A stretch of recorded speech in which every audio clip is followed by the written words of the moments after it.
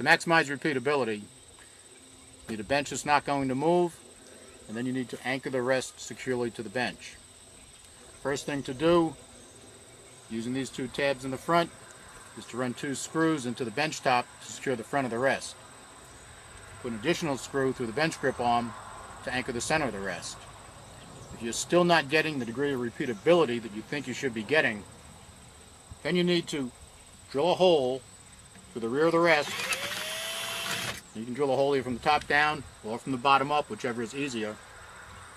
And the hole has to be off center, one side to the other, because there's a support piece welded inside the tube. Then you can anchor the rear of the rest. In any event, try to use screws that closely match the diameter of the hole so the rest doesn't shift around. Install the medium damper. Put some grease on the shaft of the damper, fire your gun. If the grease residue ring is only an inch, inch and a half, or 2 inches down the shaft of the damper, switch to the lightest damper, as that will be adequate for the gun that you're firing. If the grease ring on the medium damper ends up all the way at the end of the shaft, you're probably shooting a big gun with heavy recoil, and it'd be necessary to shift to the heavy damper. In order for the dampers to properly fit over their mounting studs, it's necessary for the eye ends of the damper to be parallel and in alignment. If they're not, you can use pliers or screwdrivers and gently twist back into alignment. For rimfires and light recoiling guns, remove the center or operational damper. The carrier that supports the gun has sufficient mass to absorb recoil from those guns. When the gun fires, the carrier will move back with the gun. However, after each shot, it's necessary to manually push the carrier and the gun forward to return the gun to battery. If you feel that you need recoil resistance somewhere in between no damper and the light damper, Hyskore has spring packs available for purchase. To install these coil springs, undo the lock nuts right here in the shaft, install the spring, and reinstall the lock nut. The springs will allow you to have resistance of between 2 and 8 pounds per inch of travel. Now, with the damper removed and the 2 blue springs installed, this is the way a 223 will run.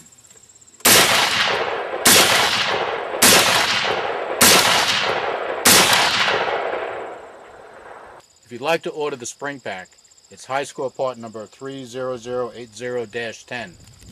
It consists of 6 springs. 2 yellow springs, each with 2 pounds resistance per inch of travel. 2 blue springs, each with 4 pounds resistance per inch of travel. And 2 shorter red springs, each also with 4 pounds resistance per inch of travel. To keep things from binding and running smoothly, occasionally lubricate all of the screw threads with acid-free machine oil. This happens to be Singer sewing machine oil, and it works extremely well. In order to eliminate any mechanical movement in the mechanism of the rest, there are adjustments at the rear of the rest. These adjustments will remove any excess play. To make the adjustment to remove play, first thread a nut onto the bolt, thread it into the fitting on the sleeve until it bottoms, back it off a quarter of a turn, then use a wrench to tighten the nut. If you're not getting the consistency and grouping that you think you should be getting, it's time to look for other problems that may exist. The first place to look is the scope and its mountings. If you're using a Schmidt & Bender, a Kales, or a Loophole, you're probably not going to have a problem with the scope. If you're using a $20 import scope, it's not uncommon for the reticles to shift and or freeze up. This, of course, will have a big influence on how your groups position themselves.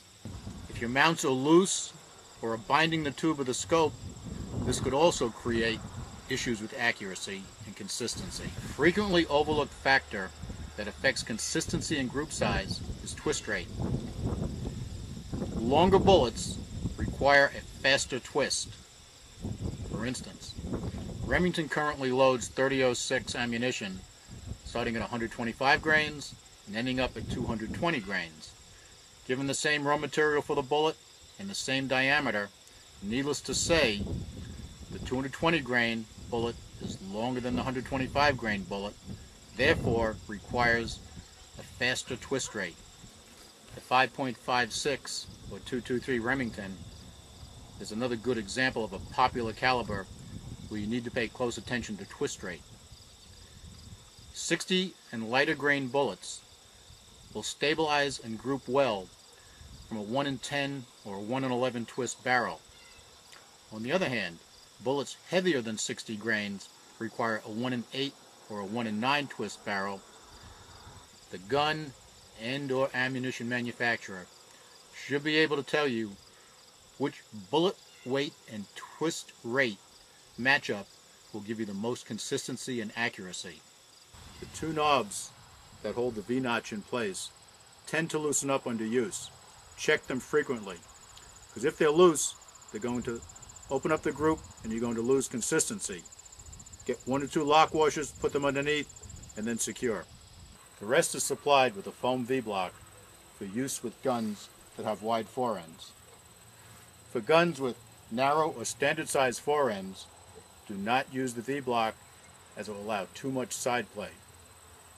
If the rest binds, runs slow, or fails to make a full return to battery, the most probable cause is dirt or contamination buildup, or even excess finish that's been applied at the factory on the guide rods that the upper carrier rides on.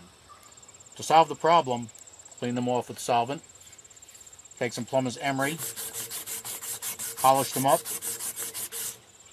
and then use some acid-free machine oil or light grease to lubricate. Without the bench grip arm in place, the rest is 29 inches long by 16.5 inches wide.